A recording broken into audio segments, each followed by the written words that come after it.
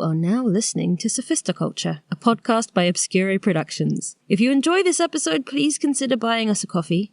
Your support helps us continue bringing you our coverage and episodes, including the podcast, our articles, and our TikToks. The link is in the podcast description. Thanks in advance.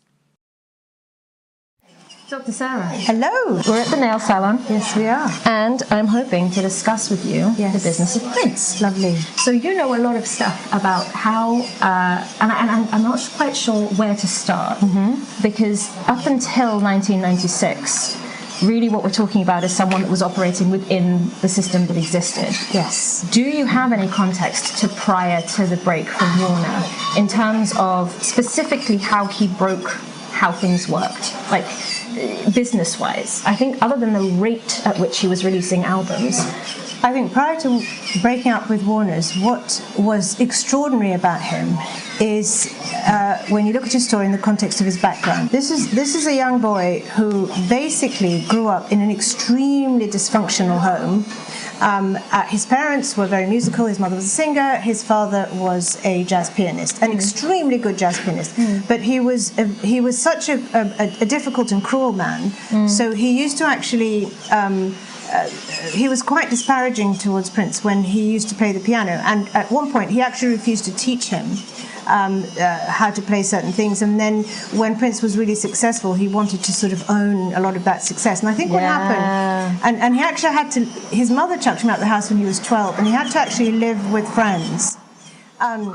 He was extremely talented, desperate to make it, as in absolutely desperate. So he actually had a band with the son of the family who took him in. I think it was called Champagne. Slay. And they were doing quite well locally. But in the end, when he was offered to actually sort of develop his career on his own, he dumped them. So there was a sense of blinded ambition from a very young age, and it was quite ruthless. He was so gifted that when they tried to negotiate his contract at Warner's, he basically said that he has to have absolute rights on what songs get produced, how they're produced, how they're mixed, everything. And it was incredibly unusual to give this untested young talent all of this power. They did it because they knew that he was so very, very, very talented. So even though he was under a Warner's contract, everything, including the negotiation for the money to make Purple Rain, everything was done in an extremely unusual way. And he had a ton of power.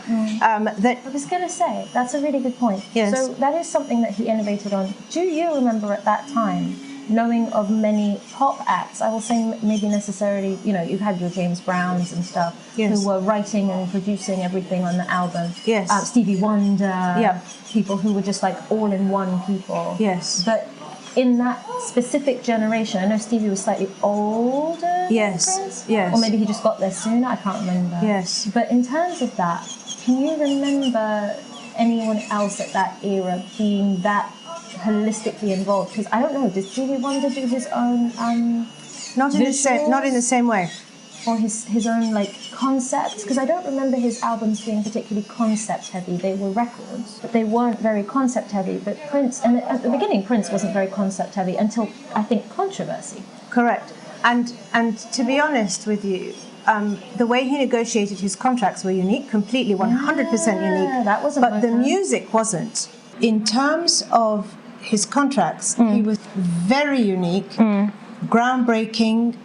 Everybody thought that he was asking too much, and they went back once or twice to Warner's, and eventually Warner said yes, because he was so talented and he'd already begun to make real waves, and they wanted to grab him, and he played them off against one or two other record companies. Right. But where his music was concerned, at that point, no, it was not unique. Soft and Wet was a bit stupid, actually, and disgusting, and no, there's no need for that level of, I mean, it birthed what ended up being the thing that worked. Yes. To some extent. True, to some extent. But so the music itself was literally fusion of Rick James, James Brown, and Parliament Funkadelic. Yes, that I know. Now, he was naughty because even the way that he performed was a rip-off of Rick James because he used to open for him. So and then he got really mad when Rick got very upset. He then got mad when what's the band that he has in Purple Rain ended up jacking his thing. I want to call them the New Revolution, but what are they called? No, I know what you mean. It's new something. I know what you mean. I know exactly what you mean. So, in terms of the business, from the very beginning, he was different. Very different. He already has the contracts were different. The way he argued for, even when he came to negotiate Purple Rain, and that had to do with him being able to have complete creative control over the record that was delivered. Correct? Because he did everything. They couldn't argue with him because he did everything. He played all the instruments. Right. He wrote it. He produced it. He did everything. I guess what is interesting is that when he finally in 1996 is like, this whole thing is a mess. Yes. He says it's because things had changed since the original contract and he was doing even more of the work and he wanted that to reflect in the contract. I remember him saying quite clearly in one of the interviews, he said, you know, I understand what they do, I'm not taking away from their work, but if I'm doing more than half of the work, I should be getting something that reflects that. Correct. Which is where the original issue came in, which was interesting because I feel, and this is not to denigrate Prince, and this is not to start harping on what happened, may he rest in peace, but it seems like a lot of his career was the very exception he was asking for to begin with. Even Purple Rain. Can you tell the story of Purple Rain? Because I can't remember exactly what it was. The terms of that were different. He wanted 1 million, if I remember correctly. And he wanted to have a say on everything, on the script. So he wanted creative control, and he wanted the money, and he didn't want anyone telling him what to do. And he wanted to direct. Or have a huge part in the direction. And they fought him like crazy, but because he'd already been a golden goose to them, they decided to go along with it. Now, no one at that point thought that made any sense because he was totally untested. He'd never done anything in a movie. He hadn't made a film. Ever. But he'd already done so much that was so extraordinary that they kind of just went along with it, and yet again they took a risk, and yet again it was worth the risk. So I think if there's one thing I would say, and I think it comes from the fact that I think he's probably neurodivergent and on the spectrum, and incredibly focused, almost obsessive, and extremely talented, phenomenally talented and able, and a very, very hardworking person. And every time someone took a risk on him, they ended up having such incredible results. So he ended up being unique in so many ways because he was groundbreaking so many rules of the industry, if you like, at the time. And it was the money from Purple Rain, really, that built Paisley Park. Oh, yep. And it's very telling that wasn't built in LA or anywhere. That was built in Minneapolis because that was his home. Shout out to Tim Walls. Yes. That was his home. That's where he felt comfortable. That's where he felt he could manage things. And he was hoping to create a kind of center for people to come out to Minneapolis because he didn't want to live in LA, which wasn't really his town. And again, I think that's part of the neurodivergent part of him. Yeah, it was like he said the cold keeps all the bad people out. Yeah. I think it was so true. It was so true. And not that it stops London. For many years, nobody even saw what the inside of Paisley Park looked like, and he only showed it to the people who were going to rent spaces, so bands and people. And so it was a business, really. Again, another business. Another business. His home he lived there, and it was beautifully decorated, like with all of memorabilia from his different albums and pictures of him, and it was beautiful and iconic thing. And he had a whole section with tailors, like proper tailors who used to make his costumes and his shoes, and I think the shoes were made in LA. I think he had a cobbler in LA who had already done the wooden casting of his feet and everything, and he needed, of course, very specific ones. Correct. And I think he needed the platforms because he was so short. But I don't know. I think in 2024, if he'd come out, we would have loved a Short King. Yeah. We would have loved that. No, it was not. Do you know a Short King? You don't know that meme. I don't. I don't know that meme.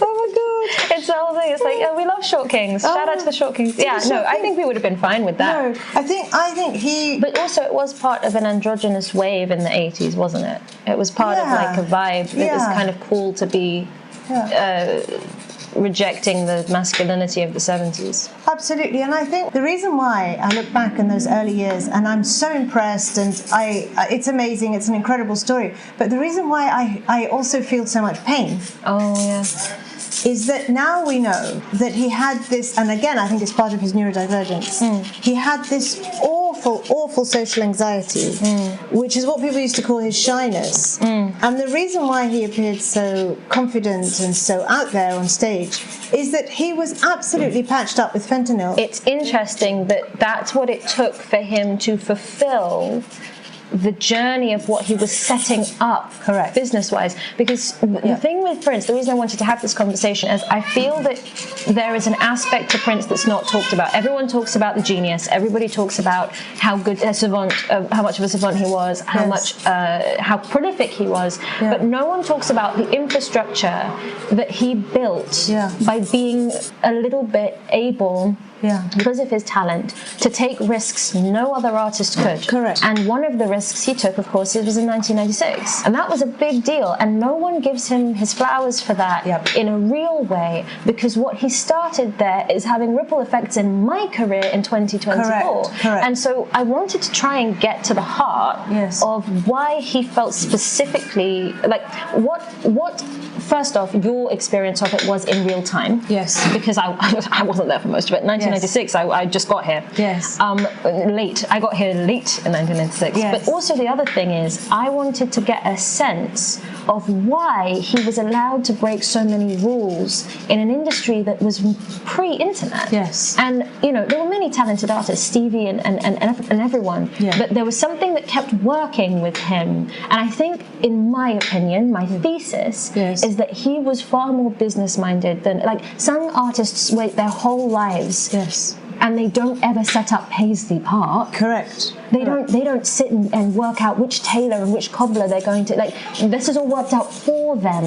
And I think the one thing I'd say about him is I think this really harsh start to life made him super hungry. It was, and in a way that no other artist had been prior, and very few have been since. And absolutely, and he had an ethos, right? He had a sort of a way of seeing things where he felt that if something was available, he deserved it as much as anyone else. So, for example, when he was starting out and he was getting a little bit of traction in the music business, he would sit. He reminds me so much, and in fact, I don't know if this person was inspired by him or whether it's just the same kind of personality. But Chris Martin of Coldplay did the same thing.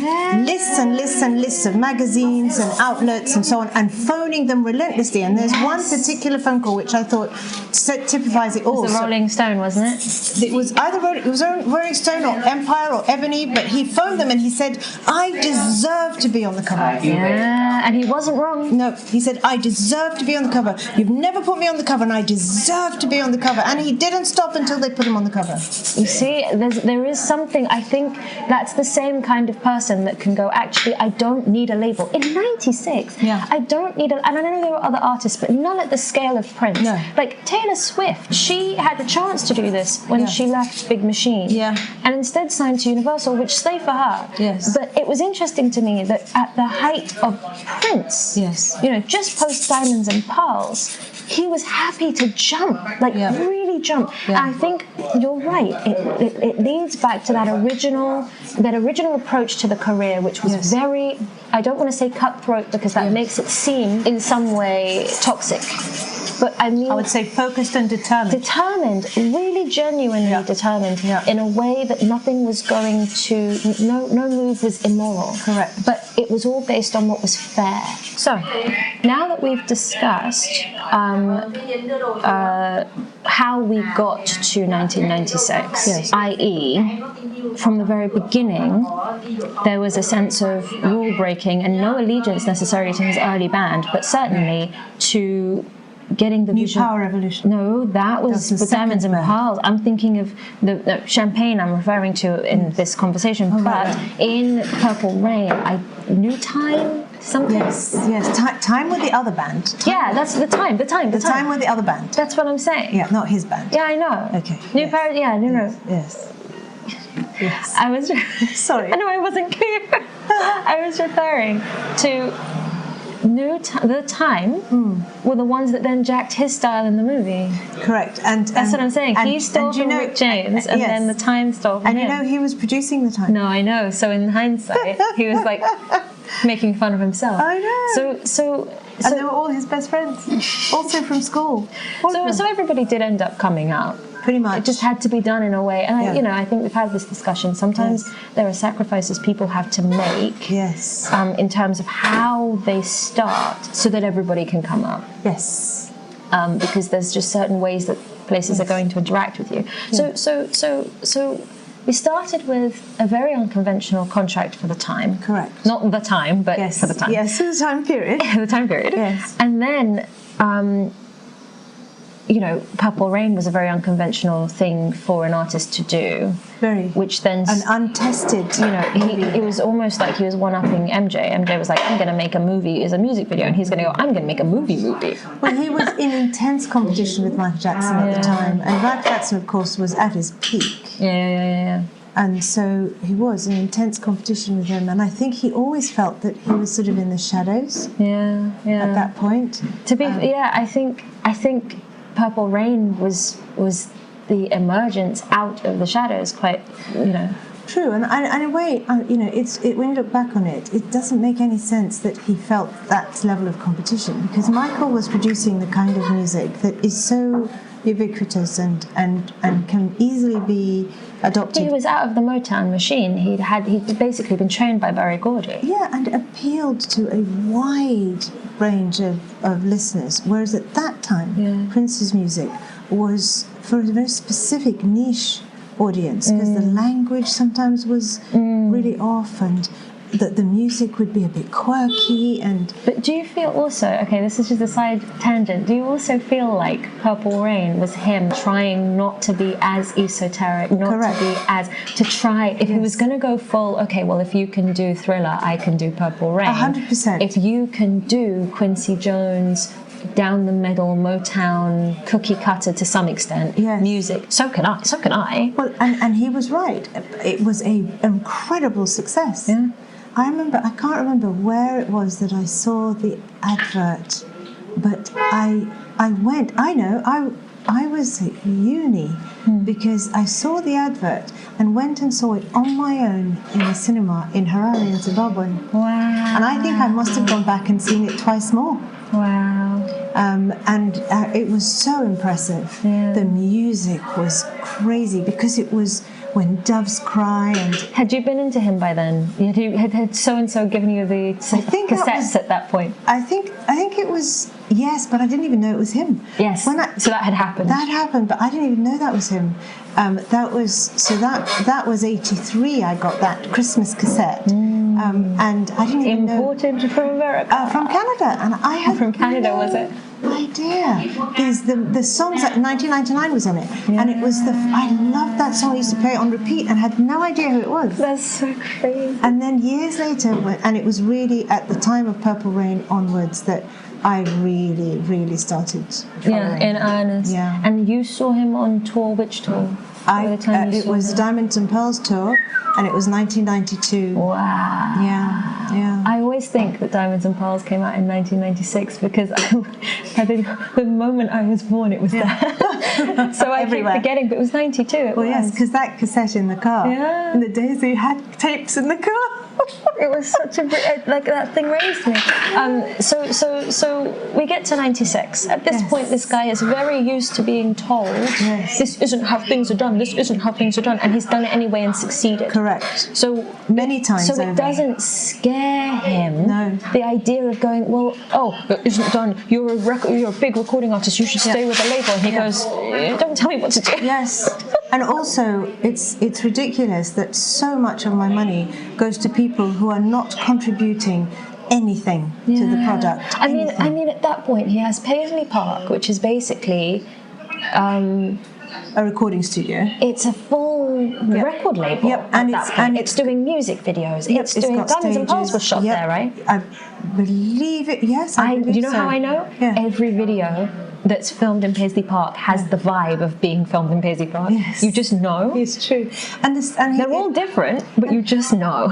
And he had two stages. He had the main stage, which was literally like an arena stage almost. Yeah. And not arena size seating, but arena size stage. Almost. Yeah. And then he had something that was literally like Ronnie Scott's. I love it. Yeah. I love it. Oh, God. Now I'm going to get upset because I can never see Prince perform at Paisley Park. Like, But the reason I say this is we get to 96. He is not scared of defying expectations. No. In fact, he's so not scared that he gets on stage and he's like, yes, all of this can go in the bin. Yes. And he fought hard at that point to disengage. Yeah. And it was bruising, and that's why the records he produced, he used to, even in interviews, he'd have the word slave written on his face, and it was bruising. You can tell that it was something that was rather traumatic because it was the first time that he was being told no and it was sticking. No, and it was sticking and it was hard, and at times the fight was on his own, and also, you know, I think along the way, because he was a tough person to work with. So I think there are times, isn't it, that you can look back and you can think, you know, if you handle things differently, do you get a different result? But to be honest, particularly in the music business, I think people... and if there's a lot of money to be made, the fight gets nastier. Right. And also, to be fair, Warner's had taken God knows how many risks. Right, and a lot of financial risks. At a time that other people would have did turn him away. Yeah, and there is that thing, of course, the record label side of things where everybody goes... it all gets shaped down later. I know. There's the other side of the record label thing where they go, well, we invest a lot with no return at the beginning. Yes. So the idea is it's kind of like a bank loan. Well, it's like a VC. It's like being a VC, isn't exactly. It? What I find predatory about it is that there are always term limits to being a VC. Correct. And if you want it to be a VC type thing, put it in the contract that you own a percentage of the IP. Don't say you own 90 or 85% of the entire IP because you invested in the beginning. No VC owns 85% of an upcoming business and all assets. And the name. That's predatory. It is predatory. And that's because they know that most artists going in are one of two people. They don't have their own, or they believe that pursuing art is going to inherently put them under a bridge. And also, they know that at that stage, the artist is desperate. Right. So it's a bit like buying a property when the seller is a distressed seller. Yes. And just getting the most insane conditions. Yeah. It's exactly the same. So many things happened after he left Warner, including him returning to Warner or just before he died. But I wanted to highlight everything that happened with Shaka Khan, and Sly and the Family Stone, and also just the slaving stuff, and then the internet. Yes, he really tried to reclaim his early history. So Sly and the Family Stone was iconic for him because these are the concerts he used to break in through the fence in Minneapolis when he had no money and he was very young. Wow. And they'd come on tour. He and his friends would just cut through the That's very small. The metal, that's very wire fence. Midwest. It's very Midwest. Cut through the wire fence and go and watch these slang. And he was very inspired by them. Parliament Funkadelic as well. I wanted to ask you, where were you when 1996 hit and this happened with Warner? And you were born. Yes. What proximity did you have to it as a story? Were you paying attention at the time? I was. I can imagine you were. But it felt chaotic because he started to try and do something online. And 96? Just as the internet was opening up. Yeah. He tried to sell online. He tried to go totally independent and sell online. But the market wasn't there yet. Just wasn't there yet. But he did try. He was had like a 10 website. years early to iTunes. He had a club. He had a subscription service. He had all sorts of things that he tried so hard. But at that point, he was muzzled. So he'd do really weird things, like he'd have interviews where he'd refuse to speak. Oh yeah, it was that 96 when he was wearing the dark veil. Yeah, and he would refuse to speak, or and then later when he would hold interviews, he'd have slave written on his face and so on. And then he did that amazing album, Emancipation. Yes. I remember the interview with Arsenio Hall after Emancipation came out. Wasn't that amazing? That's a brilliant such a good album and a brilliant interview, because I think that was the interview, the very special interview, keep an eye if you need to. It was the interview where he had, what's his name from Sly and the Family Stone, and Shaka Khan. Yes. And but he started producing them. That's what I was going to say. And Mavis Staples. And Mavis Staples representing them in... and you know why? Because Mavis used to be someone he used to listen to when he was younger. He was trying to reclaim all the people, like Sly and Mavis and Shaka are all from the early days. Yes. Right? So he was of course Shaka Khan was the one that re-recorded I Feel For You. And the reason he was supporting them is they were being ignored by the music industry, and he wanted to support them. Yeah. There was always a sense of altruism to some, not always, but there is a huge sense of altruism to some of his work. Yeah, you notice it because as the time went on and the albums came out, new people joined the band, and the old people go on to do, it's the duo, the amazing duo that ended up producing for Janet Jackson and everybody. Oh yes, Jimmy Jam and Terry Lewis. Yes, Terry Lewis. Yes. Once they had their wings and they could fly, the next group of people come in. Even to the very end, he was the one that first found Lizzo. Yes. And look at the support he gave to Judith Hill and Janelle Monáe. There was just there were very few artists who understood how to support other artists, not just in terms of let's do a collab, but in terms of actual concrete business support. Yeah, I think he began to see himself almost like the grandfather or the father back in '96 of like new talent. Yeah. Oh, you mean like as we went further? And I think it was more like talent that he related to, like Janelle, for example, which he felt maybe would be ignored by the music industry. And it was being, to be fair, she did get found by I think it was Big Boy, one of the members of Outkast. Oh, right. I think that's the person that originally discovered her. I think someone's going to come into the comments and be very mad at me. But I think that's where she started, and then Prince eventually found her. I mean, you see so much of Prince all over Janelle. Yeah, very much so. I think of Tightrope, I think of the Suits, I think of the dance stuff, Make Me Feel. Yes, and also when we went to her concert recently. Yeah. When was that? Like a month or two ago. If you noticed the horns that she uses, that's Prince. Very, very That is Prince. I mean, the whole of Dirty Computer to me is an album that's an ode to Prince. I almost thought he wrote on it. Turns out he didn't, but it feels like a record that There is one of her records where you hear him in the backing. American. Yeah, because he literally does her backing vocals. I'm sure he's on that. You can hear it. I'm sure. I thought he wrote it. I think so. She said he wasn't on the record, and so I believe her. Yeah. That's really weird. I know, because I'm sure I'm hearing him on American. So yes, you can tell I know that album back to front. Yeah. But okay. You're saying at the time it was quite hectic. When do you felt chaotic? And then after that, I believe there was just this general consensus press-wise that this guy had kind of quote-unquote fallen off, or he was in his imperial era. And I remember the record companies wanted him to be punished, so they wanted him to end up like disappearing into oblivion. So so you're saying basically that they kind of forced his fall off, because I feel that it was premature to say that in '96 he was heading into his imperial era. They wanted that. They wanted imperial years. That's what it's called. They wanted him to be punished.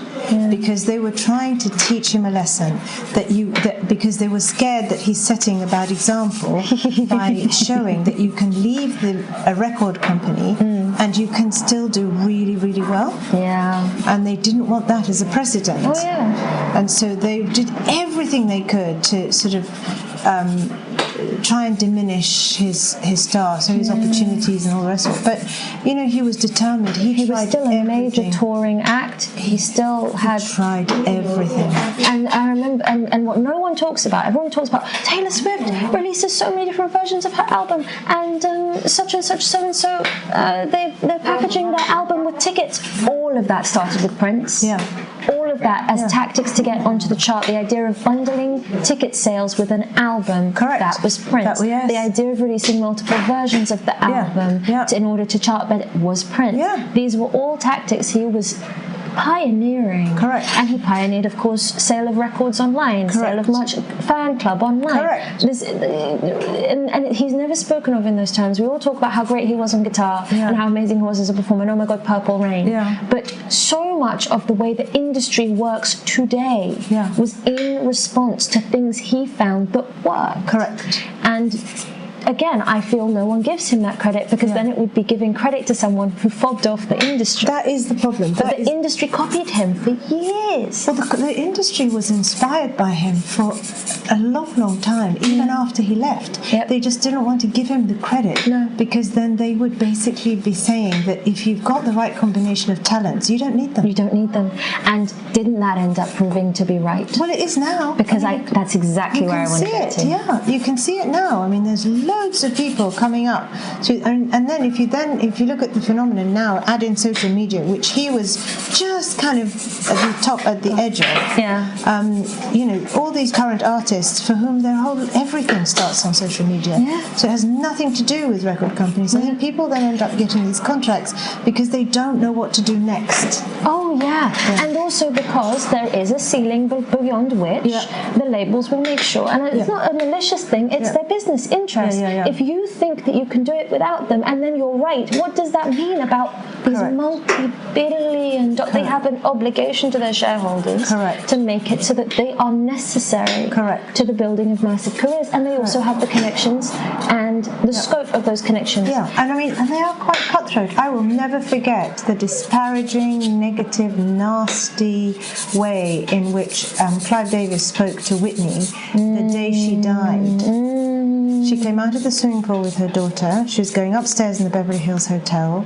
He was doing an interview in the area she walked past. It looked like a lobby, but it was probably like a side area. And he had Brandy on one side and I think Jennifer Hudson on the other. And those were like his protégés at the time. And he treated Whitney like she was a used piece of... It's just awful. And she came out the pool with her daughter, Bobby. May they both rest in peace. And they were going upstairs to the room, and of course Whitney walks in, and this is Clive Davis, and then two little protégés of hers as well, Brandy and Jennifer. Oh my gosh, and so Brandy. she goes, so Whitney starts, how wonderful to see you, and you're all here, and all this kind of very enthusiastic response. Amazing. And basically Clive spoke to her as if, you know, move on, you crazy woman, kind of thing. And I remember thinking, and that was not the same Brandy that Whitney had really built up. And that was the same night she died. Anyway, we all know, you and I, how we feel about Clive Davis. Yes, exactly. We have our feelings. But it's just the cutthroatness of the whole industry. I think I find that attitude to be, number one that will not last very much longer, because you never know who's going to blow up again. TikTok has reinvigorated the careers of people the industry completely forgot. I'm waiting for Jessie J's moment. When TikTok finds Jessie J and actually gets this going, and it actually happens. It's long overdue. Oh my gosh. Anyway, by the way, everybody I think assumes that Prince would so hate TikTok. And I've always believed that if he would be like Nile Rodgers, do you remember when Nile Rodgers got on TikTok? He would have loved it. I think he would have been one of the first people on it. 100%. 100%. And he would be finding people to headline, to open for him on tour on TikTok. He would be running live TikToks in his concert. He was very innovative. There'd be a Paisley Park account. He's just very innovative. Everyone's like, so he hated the exploitation. It's like, you don't understand. He was the guy that was trying to start the sale of music online. He would have been the first person going into negotiations, flying off to China to have negotiations about how to get artists paid more on TikTok. Absolutely. Like that's the kind of he was like, because I think people just see him as being this kind of elitist genius auteur, and they don't look at the pattern of behavior. Correct. Anyway, I keep getting back to that point, but what I did want to ask, what I want to end it on is, I myself happen to make music for a living, just barely. And I remember being 15, really getting into doing this. and you handing me this man's history and this man's legacy, and it was only about 2 or 3 years before he passed away. Yes. And you had handed me this history that had happened before I got here. Yes. And it allowed me to make choices so far ahead, that have now proven to be very good choices. Good. You know, I'm looking at, for instance, Chapel Rome. Yes. Who did it the way you're supposed to do it. Yeah. The labels find you, you sign, you go, you become, and then she is forgotten, left behind. Yes. She ends up getting dropped from the contract, moving back home, and then she builds it independently. It becomes big enough, then she gets signed again. Yes. And Jessie J was the same. She had a record deal that fell through. Gaga was the same. Record deal fell through, pushed, worked hard, and then they sign again. And what I'm not seeing is people who start independent, gain attention from the industry, and choose to stay indendependent. The only avenue, the only genre that's still doing that is hip-hop. The only genre that's doing that is hip-hop. Because you can pretty much get away with having a career in hip-hop and rap, but with pop music, it's like everyone hits a ceiling and they have to sign, they have to sign, they have to sign. And I'm yet to see people really go for it. And I think it has to do with whether people feel they have that leverage. That's what I'm decoding from what you're telling me about this guy, is that he felt he had the leverage even at 19. Correct. To ask for what he wanted. And he was determined to the point of getting quite stroppy. And the day that an artist in this industry insists on remaining independent, that's doors for Universal, for Warner, for everybody. That's it. Absolutely. Because you can prove the point, you know. And God, maybe it was naive. I was really hoping Taylor would do it. Yeah, I am disappointed with Taylor because I think that she has a father who was in banking and a Goldman Sachs person who actually set up a label to be able to support her early on, working with someone in the music business. She learned all the tips and tricks and all of those things, and you do expect that she would somehow move it on to another level. But I think he was much more entrepreneurial, much more business-minded. I think she's just simply wanting to make music and make a life out of it. Whereas it was all about owning different things in life. He reminds me of that line that Michelle Obama said in the latest the Democratic National Congress, where she said, "No one has a monopoly on what it is to be an American." And Prince, his ethos was, no one has a monopoly on what it is to be successful. Amen. So he would, if it was magazines, he was into it. If it was records, if it was music, if it was films, if it was, nobody has a monopoly on what you can do to be successful. And that's how he lived his whole life. And so I would ask the final question, which is that you handed this man's legacy to me, and it has really served me well as a musician. Not that I'm anywhere as talented on guitar as he is. I just know a couple of chords. Well, you have your talents in your areas, for sure. I have a couple aces up my sleeve. You do. What I will say is, what do you think? I know it's a very silly question to ask, because who knows? But what do you think he'd be doing right now in this arena? What advantages would he be taking if he had not signed to Warner later in the career? Because again, he was too early to being independent. That was really the tragedy, is he was just maybe 5 years too early to being able, like, he passed away too early to really take advantage of the current situation. What do you think he'd do in this situation? I think he wanted to be a teacher. He wanted to be a mentor. He wanted to be an example. And I can see him continuing to support very talented artists who maybe need a leg up. But I think that one of the things that, because he was business-minded, so everything that he did for you came at a price. But I think that he would have been a true sort of father or grandfather of many artists, with the aim of showing people how you can do this thing without being sucked into the corporate world. I think that would have been his thing. So he might have set up, for example, a tour company that you can just rent. You know, as it is, there's so much that he set up that people were using in paper. Correct. But so, and he might have even set up like a blueprint. So, for example, you're an artist, and what do you need? You need recording facilities. You need a band who's incredibly good at playing music. You need maybe some help with some of the composition. You need to, and he probably would have set up an alternative to Ticketmaster, and he would have probably set up his own relationships with arenas around the world, and he would have probably... Can you imagine? Oh. Yeah, and he would have probably set up a touring company that you could just rent. Yes. Right?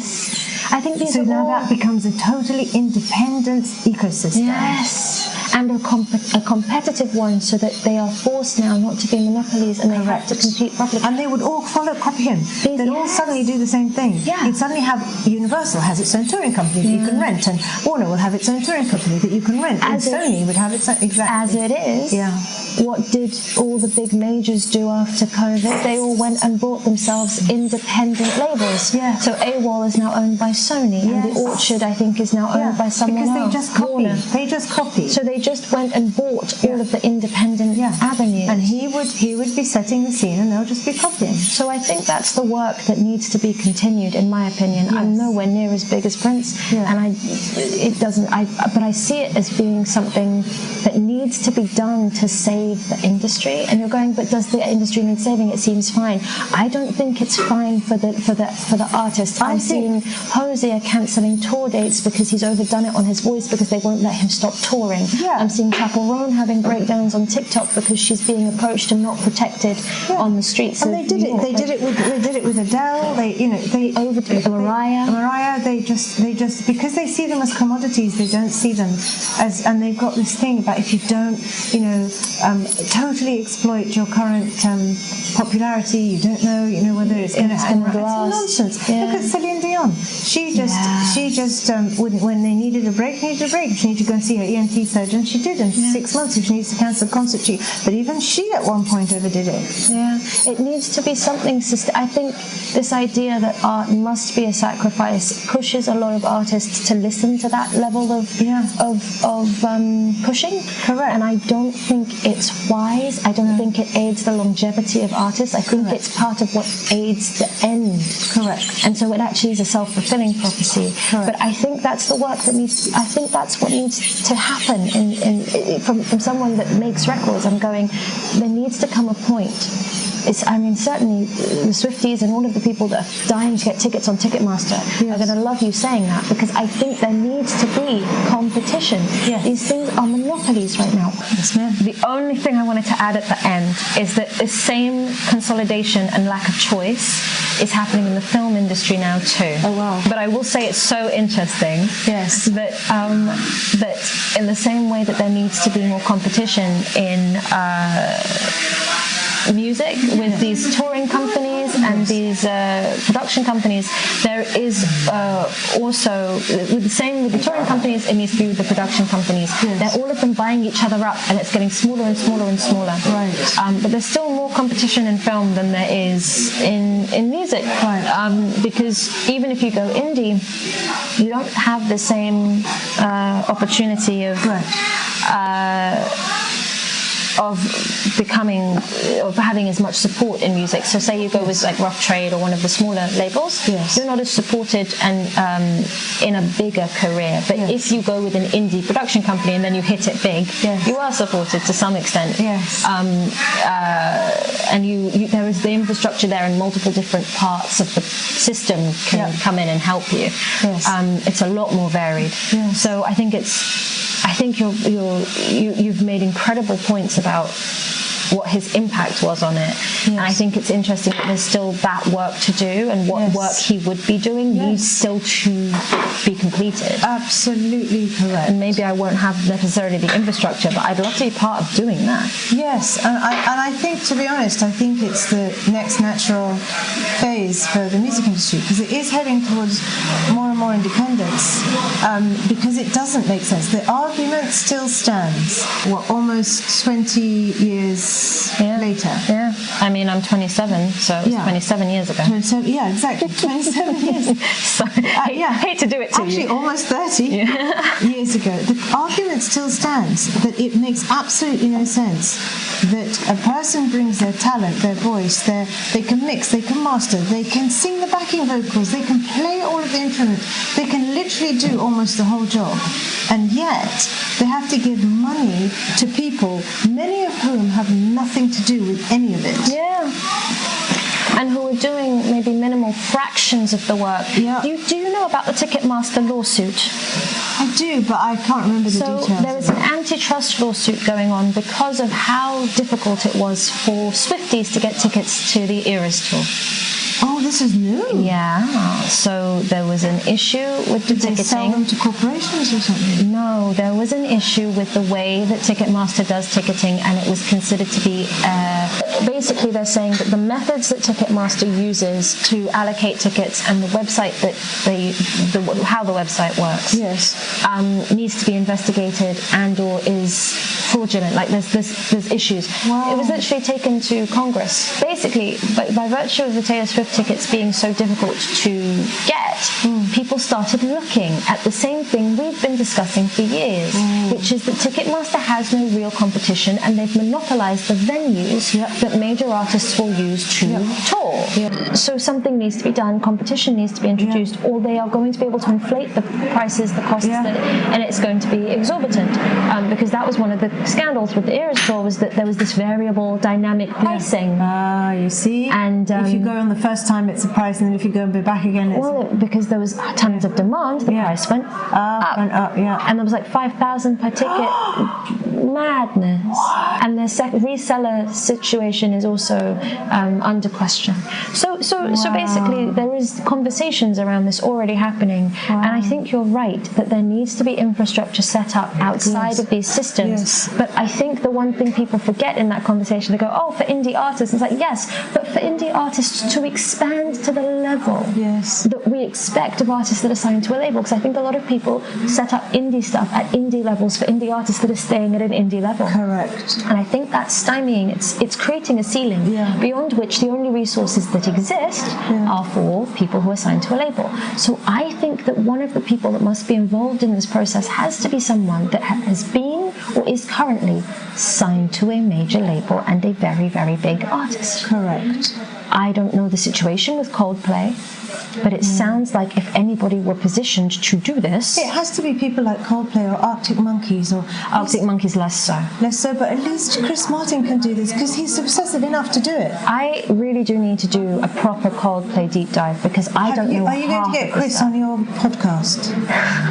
Imagine. I'd love to. No, I'm serious. I really think you should get him on your podcast. I'd love to, because I also need to do my research. I need to go look up all of this because I have never really gone and checked what happened there and what that story is. I just know yellow. It was all yellow. That's all I know.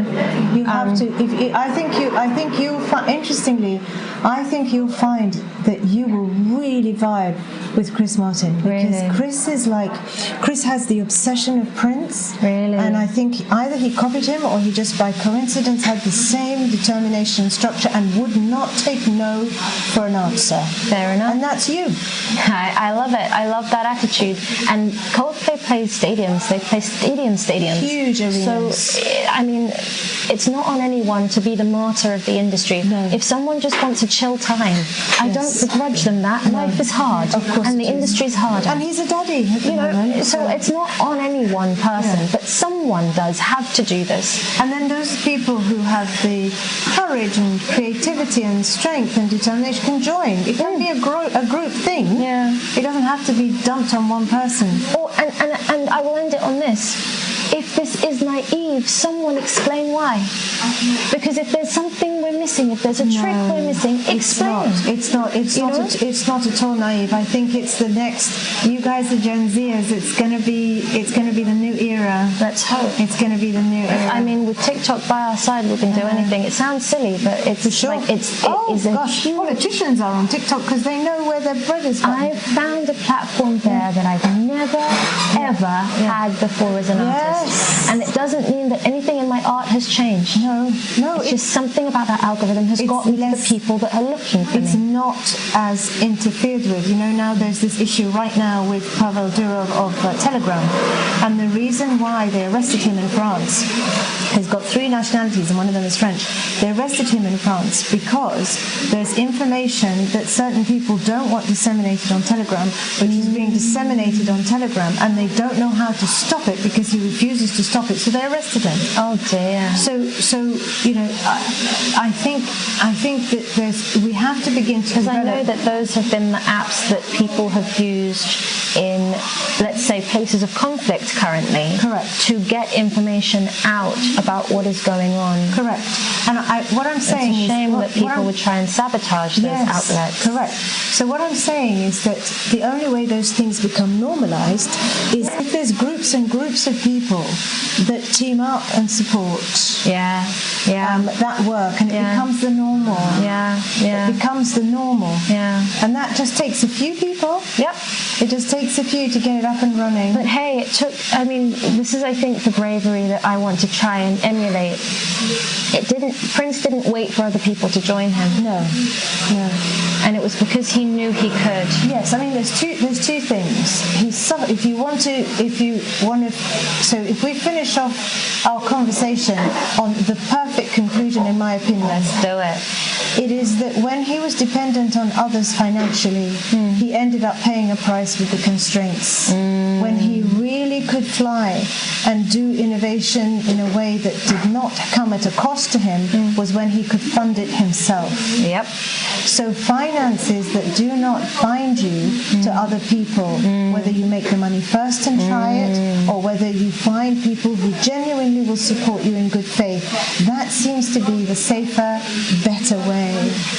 And I end this by saying thank you for being that person for me, even in a small way. My pleasure. Because it has brought me a level of freedom in my career that I would not have had otherwise. It's been an absolute pleasure and joy, and it still remains that. And I don't take that privilege for granted, and I mention it constantly because I don't want people thinking that, I'm just managing to follow my dreams. Like, I'm doing it because I'm being supported, and I'm very, very grateful. I cannot imagine a bigger joy. It has been an absolute joy, and it remains so, and it will continue to be so. And it's exciting to see what you've done along the way and what you continue to do, and what I know is going to... I mean, I'm having you on my podcast now. And now things are happening. Things are moving and shaking. You're on the pilot podcast before we go to TIFF. And all of these films, the festivals that are recognizing your filming skills and the music and how people recognize that. And thank you so much for inviting me to be on your podcast. It has been a pleasure, Dr. Sarah,